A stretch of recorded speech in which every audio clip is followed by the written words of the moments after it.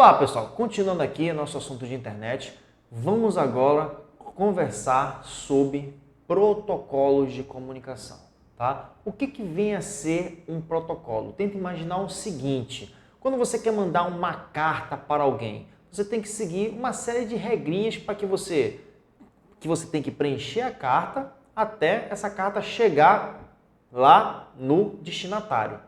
Então, essas regrinhas que você tem que escrever, que você tem que seguir, por exemplo, escrever seu endereço completo, né, os dados do remetente, os dados do destinatário, pegar a cartinha, ir lá na empresa de correios, pagar uma taxinha, dar para os correios, o Correios vai fazer todo esse transporte até o destinatário. Então, tudo isso aí é um protocolo, é uma regra que deve ser seguida para que consiga haver essa comunicação, ou seja, a cartinha vai sair da sua casa, da sua mão e vai chegar lá no destinatário. Então ele tem que seguir uma série de regras, tem que seguir um protocolo. Então essa que é a ideia de protocolos de comunicação que existem em uma rede de computadores, tá? Nós vamos ver diversos protocolos aqui que são utilizados no nosso dia a dia e vocês nem estão sabendo que eles estão sendo utilizados, mas eles estão ali por baixo dos panos fazendo com que toda a comunicação em uma rede de computadores seja feita de forma transparente para você. E a única preocupação que você tem que ter é que quando você escreve uma mensagem de e-mail ou coloca uma mensagem em um bate-papo, que essa mensagem vai chegar lá no destinatário.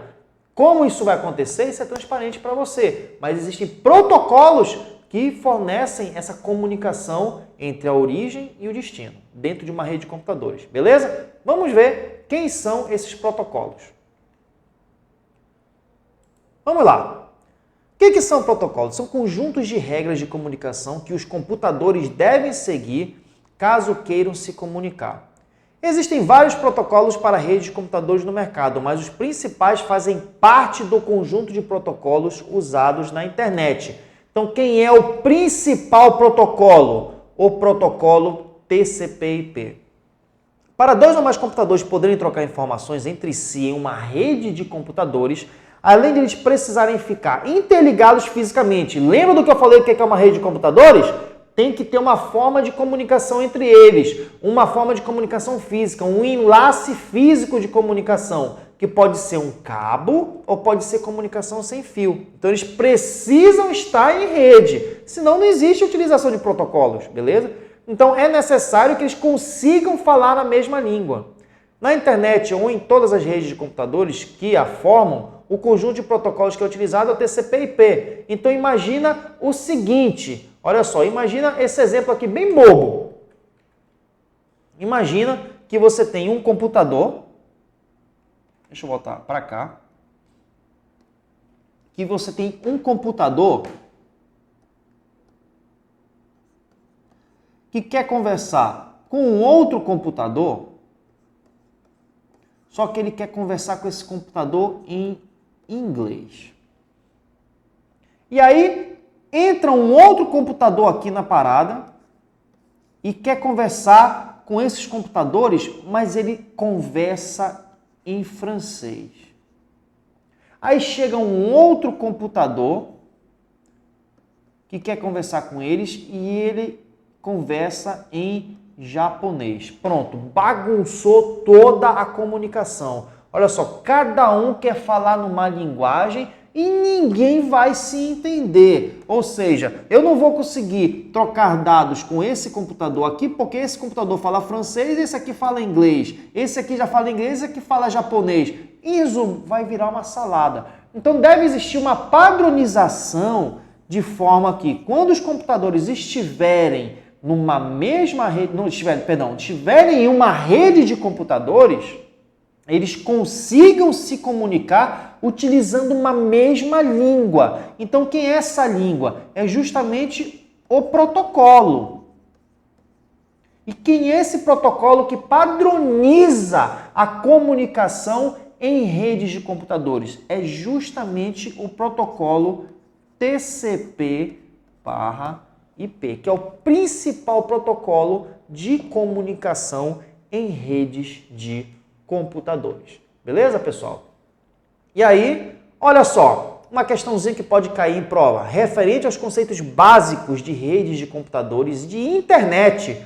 identifique a alternativa que apresenta o principal protocolo utilizado na rede das redes, a internet. Então adivinha quem é esse cara? O protocolo TCP/IP. Outros tipos de questões. Relacione os protocolos de redes com suas respectivas funções. Na verdade, essa questão não era para estar aqui, era para estar só no finalzinho do assunto. Daqui a pouco a gente volta para ela. Rapidinho, tá? Daqui a pouco a gente vem para essa questão. Então, olha só. O protocolo TCP/IP, na verdade, é a junção de dois protocolos de comunicação. O protocolo TCP, que é o protocolo de controle de transmissão, que é responsável pelo controle das transmissões de pacotes de informações entre computadores. Esse garante a entrega dos pacotes. E pelo pelo protocolo IP, que ele é encarregado da entrega dos pacotes para todos os outros protocolos da família TCP/IP. Este tem por missão identificar as máquinas, nós já aprendemos isso. O endereço IP ele serve para quê? Identificação de computadores, das máquinas ou de redes para escolher a melhor rota para entregar os pacotes. Então, qual é a ideia do TCP/IP? Então, olha só a ideia deles. Imagina o seguinte, você vai mandar uma informação, as informações numa rede de computadores são transmitidas através de estruturas chamadas pacotes. Tenta imaginar o pacote como se fosse uma cartinha, tá? Então imagina o seguinte, você quer mandar uma informação deste tamanho utilizando cartinhas deste tamanho. Então olha só, você está vendo que essa informação aqui, ela não cabe dentro dessa cartinha. Então o que vai ter que ser feito? Para eu mandar essa informação desse tamanho utilizando uma cartinha deste tamanho, o que eu vou ter que fazer? Eu vou ter que utilizar várias cartinhas. E em cada cartinha, o que eu tenho que fazer? Colocar um pedaço da informação. Então, um pedacinho vem para cá, um outro pedaço eu coloco aqui, um outro pedaço eu coloco aqui, um outro pedaço eu coloco aqui, e assim por diante, até toda a informação está preparada para ser enviada utilizando diversos pacotes de comunicação. Só que aí tem um detalhe. Pode ocorrer que esse pacote, ele seja enviado lá para o destinatário, para o PC de destino, está aqui o PC de destino, ele seja enviado, todos eles vão ser enviados, saiu da máquina, saiu da máquina, saiu da máquina, saiu da máquina, mas pode ser que, por exemplo, esse pacote que saiu primeiro, ele chegue por último. E esse que chegou por último, ele chegue primeiro. E aí, a informação ela tem que ser remontada aqui no destino. Então, deve ser criado um número de sequência, por exemplo, 1, 2, 3, 4, para que quando esses pacotes cheguem aqui no destino, eles sejam remontados da forma correta, não é verdade? E outro detalhezinho, se eu estou mandando essa informação aqui e eu preciso que ela chegue de forma íntegra, ou seja, sem alterações, sem perda de dados, todos os 4 pacotezinhos devem chegar aqui. Ou seja, deve ser garantida a entrega desses pacotes. Então, quem é que faz essa preparação? Ou seja, quem é que divide as informações, identifica os pacotes e deixa eles preparados para serem transmitidos? É justamente o TCP que vai fazer isso. Agora, quem é que vai se encarregar de pegar essas informações dos pacotes e enviar pela rede para chegar até o computador de destino? É o protocolo IP. E o protocolo TCP, nós dizemos que ele é um protocolo do tipo confiável. Por que ele é confiável? Porque ele vai garantir que cada pacotezinho desse que foi montado com as informações aqui, ó, cheguem aonde? No computador de destino. Por quê? Porque o computador de origem e o computador de destino, através do protocolo TCP, eles ficam conversando o tempo inteiro. Ou seja, olha, estou te mandando um pacote, vê se chegou. Olha, chegou, beleza. Estou te mandando outro. Chegou, beleza. Olha, estou te mandando outro. Opa, não chegou, aconteceu alguma coisa. Então, peraí, eu vou te enviar novamente. Então ele fica nessa conversinha garantindo que todos os 4 pacotezinhos nesse exemplo aqui cheguem aonde? No destino e a informação seja remontada que nem a informação original que estava no computador de origem. Então essa é a função do protocolo TCP e o IP faz o quê? A transmissão dentro da rede de computadores de um computador para o outro. Beleza? Se existe um protocolo que ele é confiável, então existe um protocolo que ele não é confiável. Tá? Imagina o seguinte, nós temos um protocolo em que ele vai fazer isso aqui, ó, ele vai colocar as informações nos pacotes, vai enviar na rede, só que ele vai enviar na rede. Ele não está nem aí se a informação vai chegar na sequência ou se o pacote vai chegar. Pode ser que chegue esse pacote, chegue este pacote, chegue este aqui e esse aqui, ó, não chegue. Então, esse protocolo que ele não é confiável, ele é um protocolo não confiável, nós chamamos ele de UDP. Tá? Então, existe o protocolo que é o confiável, que é o TCP/IP. Existe o protocolo que é não confiável, o UDP/IP. Porque o IP ele sempre faz o transporte. Agora, quem garante ou não garante, depende do protocolo. Aí vocês perguntam, professor, por que eu vou utilizar, então, um protocolo que não é confiável? Olha só, existem aplicações para cada um dos tipos de protocolos. Por exemplo, se você vai ter que digitar um login e uma senha, a tua senha aí no sistema bancário, será que faz sentido você perder parte das informações, como, por exemplo, perder um pacotezinho de informação, ou essa informação vai ter que chegar exata lá no servidor para que você consiga se validar? Então, seria um exemplo bem assim, bem básico. Então, se eu quero garantir que a informação seja entregue 100%, qual é o protocolo que eu vou utilizar? O TCP.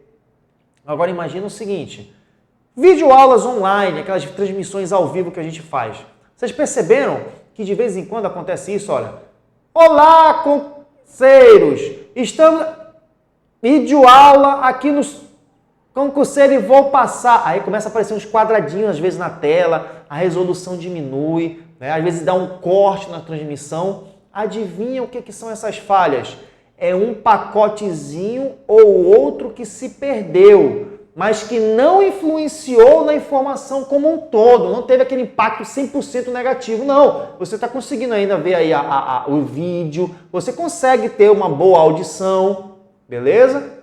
Então, qual é a ideia desse protocolo? Um protocolo que permite com que partes da informação sejam perdidas, mas sem influenciar nela como um todo. Que protocolo é esse? O protocolo não confiável, ou UDP. Então, quando você está assistindo uma videoaula e tem aquelas falhas, às vezes, que falha um áudio, ou então aparecem uns pontinhos na tela, então, às vezes, corta a imagem e passa para uma outra imagem, isso é perda de pacotes. Provavelmente porque você está utilizando um protocolo UDP. Tá certo? Então, essa que é a diferença do TCP para o UDP. Beleza, pessoal? Vamos voltar aqui. Então tá aí, ó, protocolo TCP garante a entrega dos pacotes, o pacote IP é quem faz a entrega e tem o endereço IP que nós já aprendemos ele, né? Que é a identificação única de todos os computadores de uma rede TCP/IP, ou seja, uma rede de computadores que utiliza o protocolo TCP/IP. É um número do seguinte formato, XYZ, ou seja, 4 octetos. Lembra dos 4 octetos? São 4 números separados por ponto. Forma de atribuição aos computadores. De forma fixa ou de forma dinâmica. Que diabo é isso de endereço IP fixo e endereço IP dinâmico? Olha só qual é a ideia desse protocolo aí do endereço IP, da forma como ele vai ser identificado. Deixa eu limpar essa apresentação aqui. Vamos lá. Quando um computador vai se conectar numa rede de computadores, existe alguém nessa rede de computadores que é responsável por gerenciar esses dispositivos que estão se conectando, por exemplo, na rede de computadores. Então vai ter um servidorzinho lá na rede, vai ter um servidor.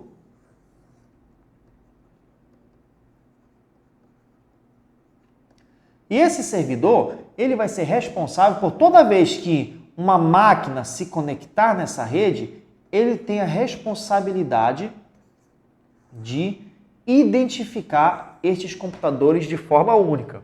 Então, quem é essa identificação única? É o endereço IP. Então, esse daqui se conectou na rede, ele tem que ser identificado de forma única. Então, eu vou inventar um endereço qualquer aqui, ó, 200.100.20.21. Pronto, está conectado na rede e o servidor identificou esse cara, o servidor da rede. Esse aqui é o 200.10.20.21 e assim por diante para os outros exemplos, tá? Então, na rede de computadores vai existir um servidor que ele é responsável por fazer essa identificação dos endereços IPs, que é o servidor DHCP,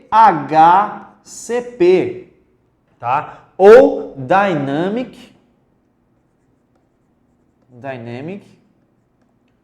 Host Configuration Protocol.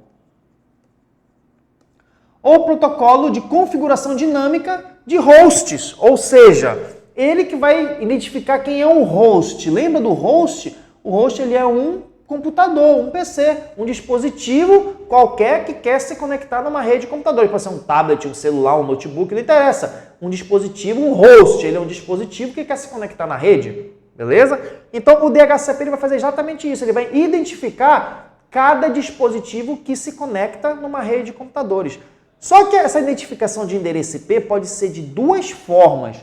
Pode ser da forma fixa ou pode ser de forma dinâmica.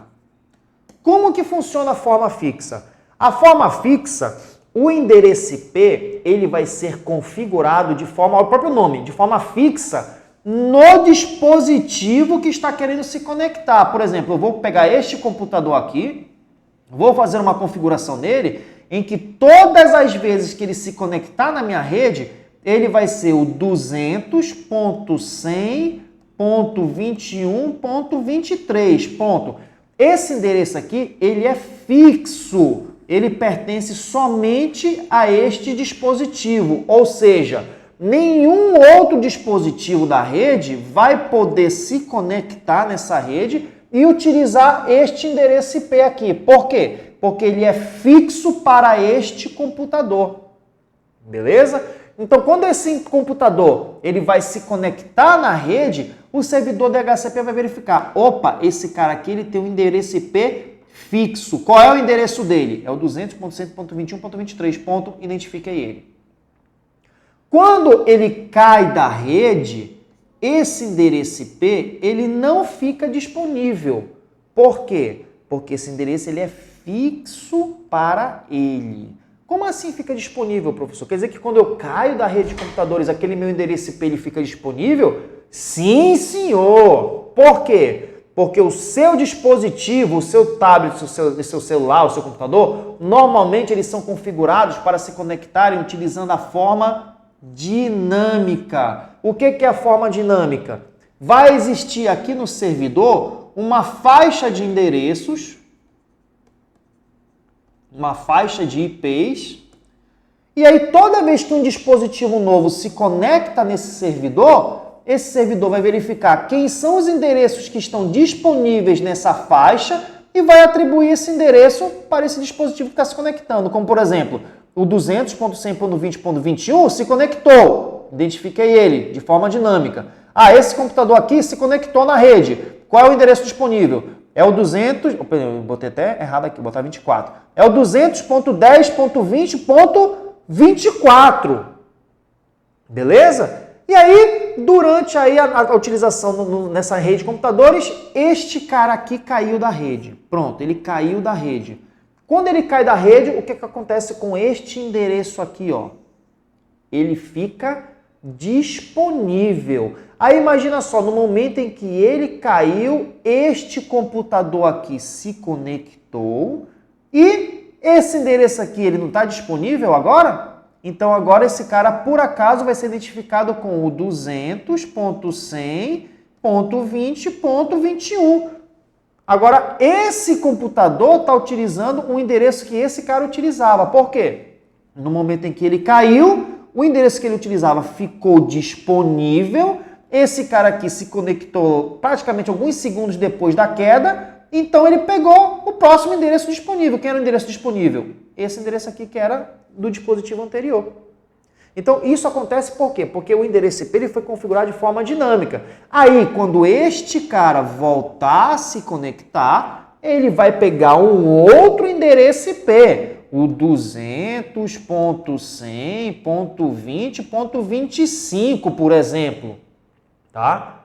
Aí, outro endereço. Ou seja, o endereço IP, ele serve para identificar a conexão daquele dispositivo naquele momento, naquela hora, naquele minuto, naquele segundo em que ele se conectou na rede de computadores.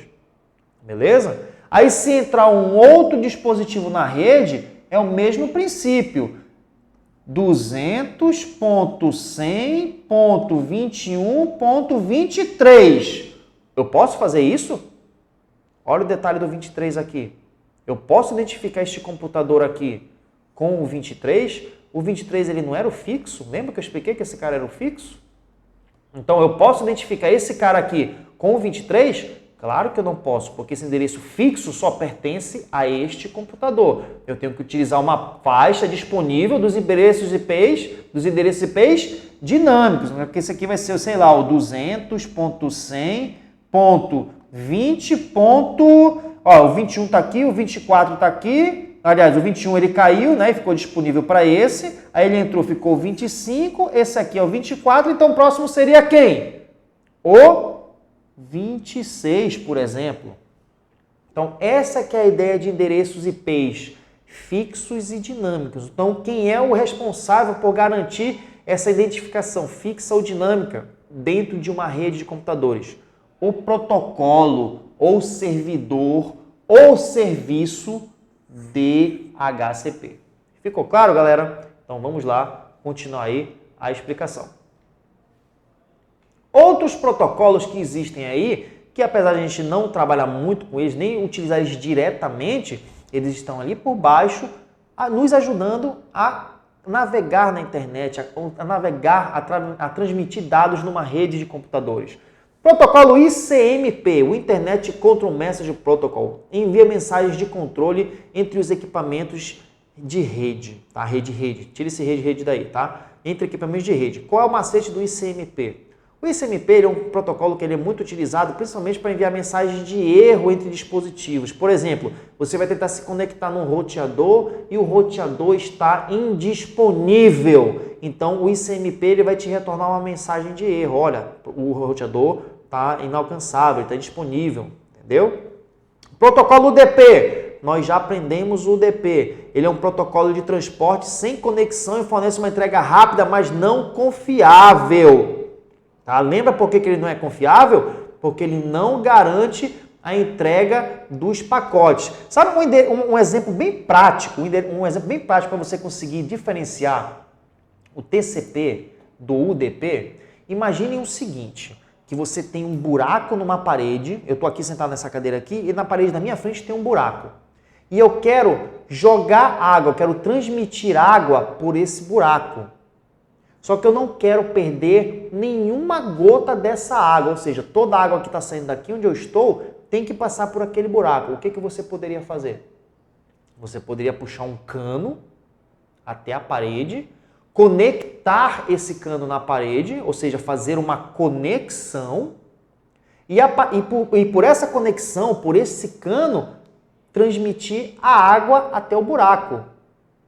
Eu não vou perder água. A água vai ser transmitida até lá, até o final, em toda a sua completude, sem perder uma gotinha.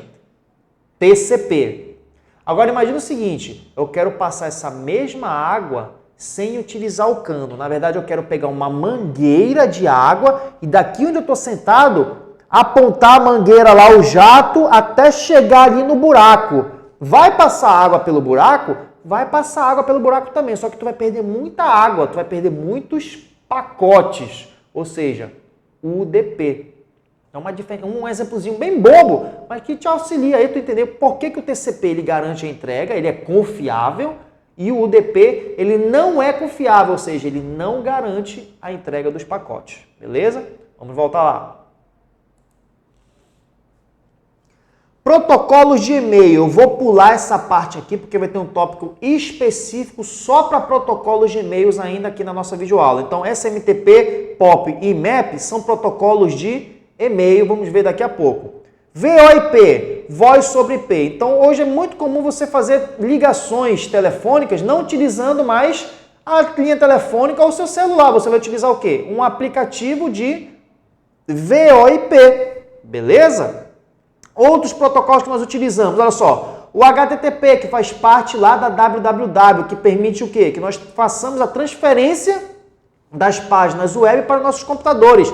Lembra daquela explicação que eu dei para vocês? Quando você entra em uma determinada computador, em uma determinada página, você está transferindo aqueles arquivos HTML, o hipertexto do servidor web para o seu computador e você consegue utilizar o browser, tá? O browser, o navegador de internet, ou seja, o teu Internet Explorer, o Mozilla Firefox, o Google Chrome para navegar naquelas páginas.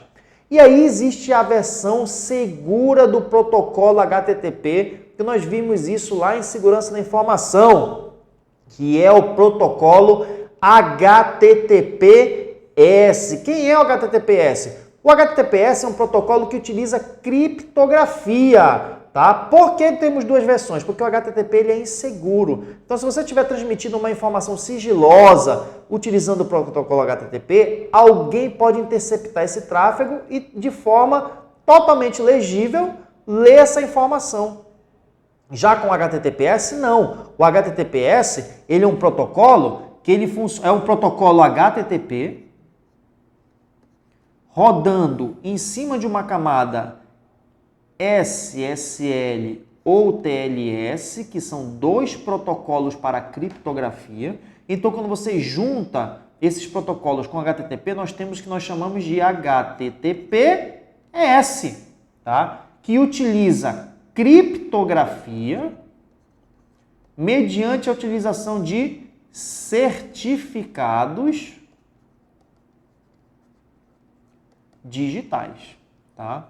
Nós vimos isso lá em Segurança da Informação, para que serve um certificado digital. Então, o que é o HTTPS? É o HTTP rodando em cima de uma camada SSL ou TLS, que são dois protocolos de criptografia, tá? E aí ele vira o HTTPS, que utiliza criptografia com certificados digitais. Beleza? Então, quando você está utilizando o Internet Banking, fazendo algum comércio, alguma compra na internet, certifique-se que você esteja utilizando o protocolo HTTPS lá no seu navegador. Protocolo FTP, o File Transfer Protocol, muito utilizado para transferência de arquivos entre dois computadores na internet.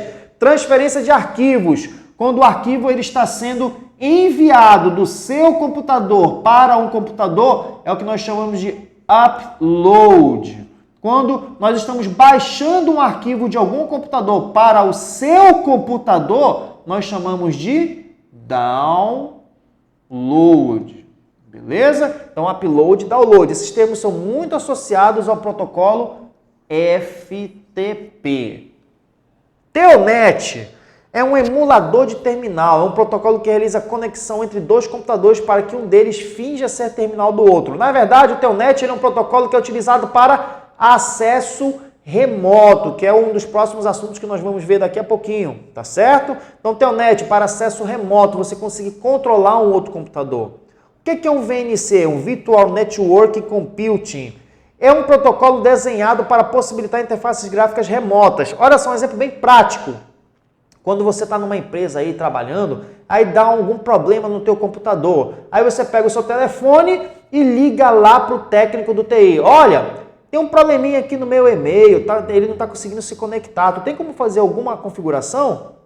Vim aqui na minha máquina resolver? Calma, não preciso ir aí não. Faz o seguinte, deixa o mouse na tua mesa aí quietinho, que eu daqui do meu computador eu vou configurar o seu computador. Aí o que ele vai fazer? Ele desliga o telefone, aí do nada você vai começar a ver um monte de tela se abrindo no teu computador, o mouse lá, a setinha do mouse, o ponteiro do mouse começando a se mexer sozinho, né? Aí que diabo é isso? O que está acontecendo aqui? Magia negra? Não. é o técnico mexendo lá. Olha só, o mouse está mexendo aqui na tela. Só que não é você que está mexendo no seu mouse. É o técnico lá do outro lado que está fazendo uma configuração no teu computador. Ele está utilizando um programa ou um protocolo de comunicação que transfere todo o teu ambiente de interface gráfica do teu computador lá para o computador dele e ele consegue controlar a tua máquina remotamente. Então isso é um VNC, que você consegue controlar uma máquina remotamente, você consegue acessar a interface gráfica dessa máquina.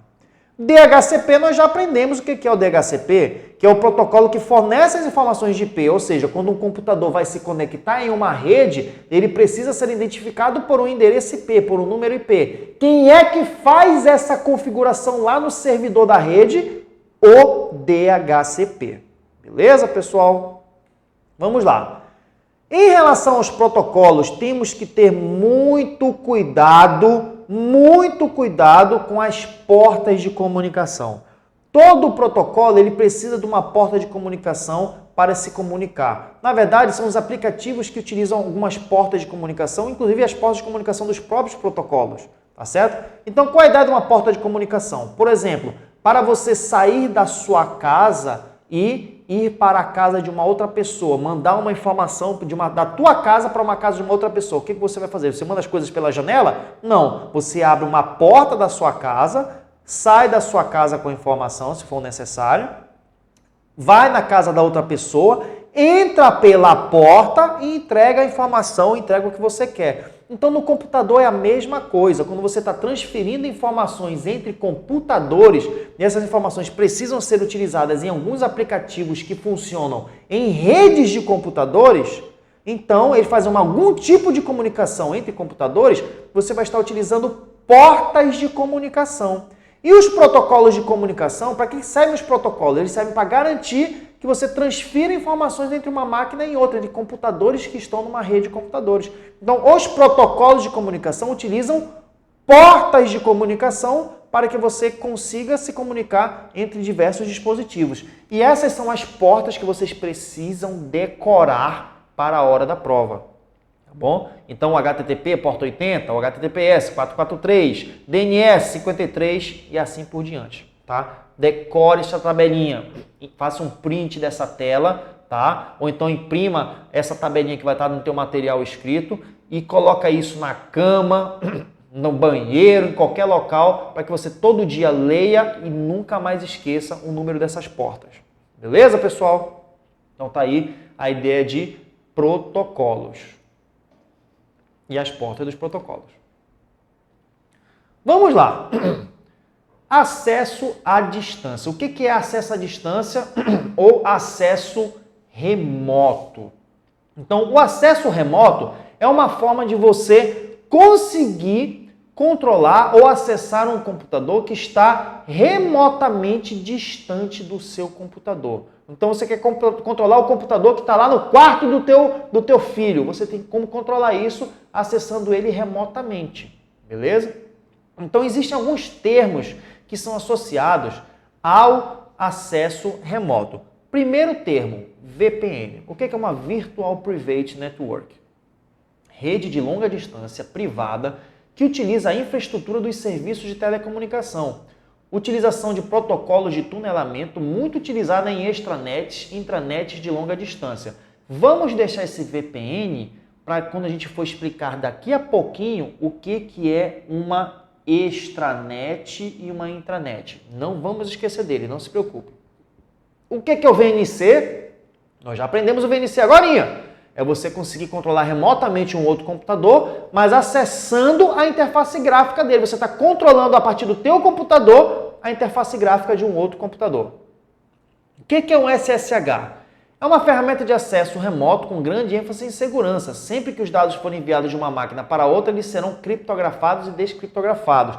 O SSH ele é uma ferramenta ou um protocolo para comunicação entre computadores remotos, mas de forma em que os dados que estão trafegando de um computador a outro, eles estão criptografados. Ou seja, se alguém tentar acessar a informação deste computador, esse computador aqui está mandando fazendo alguma conexão remota, controlando remotamente este computador. Tá? Então temos o PC1 e o PC2.